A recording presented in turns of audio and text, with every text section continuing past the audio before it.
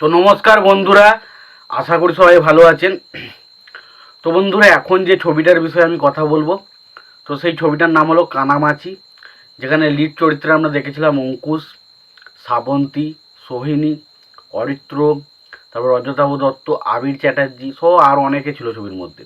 তো বিরাট একটা huge casting নিয়ে ছবিটা বানানো হয়েছিল এবং ছবিটার পরিচালনার দায়িত্বে ছিলেন রাজ চক্রবর্তী।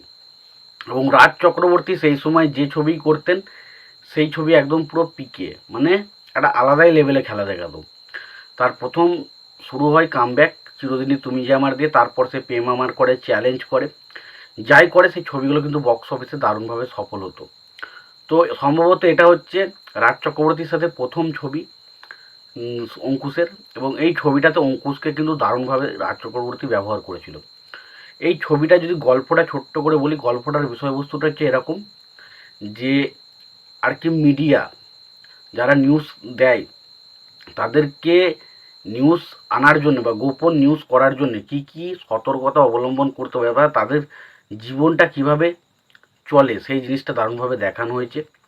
এবং পাশাপাশি আমাদের যে পলিটিক্যাল অ্যাঙ্গেলটা, আমরা যাকে ভাবছি ভালো সে আসলে প্রকৃত কি ভালো, তো সেই জিনিসগুলোকে দারুণভাবে ব্যালেন্স করে দেখা হয়েছে। তো ছবির মধ্যে পলিটিক্যাল অ্যাঙ্গেল এবং পাশাপাশি মিডিয়া, এই দুটো জিনিসকে দারুণভাবে ব্যালেন্স করে ছবিটা দেখায়, তো যেটা কিন্তু দারুণ ছিল। এবার আসি প্রথমে যেটা সবচেয়ে ভালো জিনিস হচ্ছে পারফরমেন্স।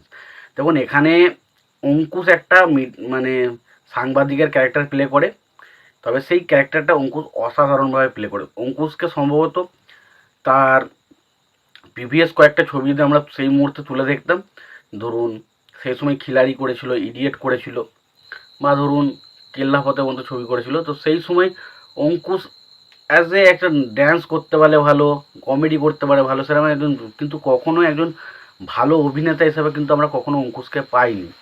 তো এই কানামাছি ছবির মধ্যে কিন্তু প্রপারলি কিন্তু অঙ্কুশ একটা ভালো পারফরমেন্স কিন্তু দিয়েছিল।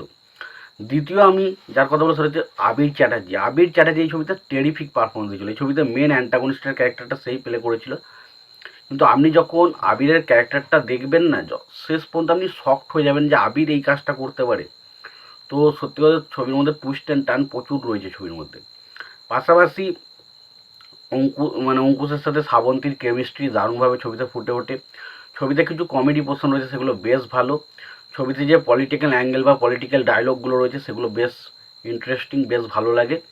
এবং পাশাপাশি ছবিতে যে কালার গ্রেডিংটা ইউজ করা ছিল সেটা বেশ ভালো। পাশাপাশি ছবিতে প্রথম গানগুলো নিয়ে যদি কথা বলি, মন বাওয়ারে বলে একটা গান রয়েছে, সেই গানটা ডেফিনেটলি একটা দারুণ বন্ডিং বা দারুণ ফিল দেয়, যেখানে আমরা অঙ্কুশ, সোহিনী এবং শ্রাবন্তীকে একসঙ্গে ড্যান্স করতে দিই। সেই গানটা খুব ভালো, খুব মিষ্টি একটা গান।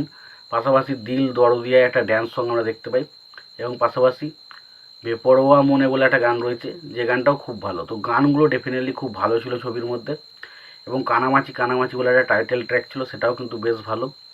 এবং বিশেষ করে পলিটিক্যাল অ্যাঙ্গেলটা দারুণভাবে ছবির মধ্যে ফুটিয়ে তোলা হয়েছিল। তো ছবির মধ্যে ইমোশনাল পয়েন্ট কিন্তু প্রচুর রয়েছে, যেগুলো কিন্তু দারুণ ছিল। লাস্ট মুহূর্তে ক্লাইম্যাক্সটা অসাধারণ ছিল ছবির মধ্যে। এবং ছবিটা সত্যি কথা বলছি, এটা একটা তামিল ছবির রিমেক, যেটার নাম হচ্ছে কো। তো কো ছবিটা আমি দেখিনি, বাট এই ছবিটা আমি দেখেছিলাম, এই ছবিটা আমার কিন্তু দারুণ লেগেছিলো। তো এই ছবিটা যদি না দেখে থাকেন অবশ্যই একবার দেখতে পারেন, দারুণ লাগবে ছবিটা। আর যদি দেখে থাকেন এই কানামাছি ছবিটা আপনাদের কেমন লেগেছে অবশ্যই জানাবেন। আর সবশেষে একটাই কথা বলবো, যদি আপনাদের ভিডিওটি পছন্দ হয় অবশ্যই লাইক কমেন্ট শেয়ার করে দেবেন। চ্যানেলটা নতুন হয়ে থাকলে অবশ্যই আপনারা চ্যানেলটা সাবস্ক্রাইব করে নিয়ে পাশে বেল আইকনটা অবশ্যই প্রেস করে দেবেন। ভালো থাকবেন, সুস্থ থাকবেন, দেখা হচ্ছে পরে ভিডিওতে।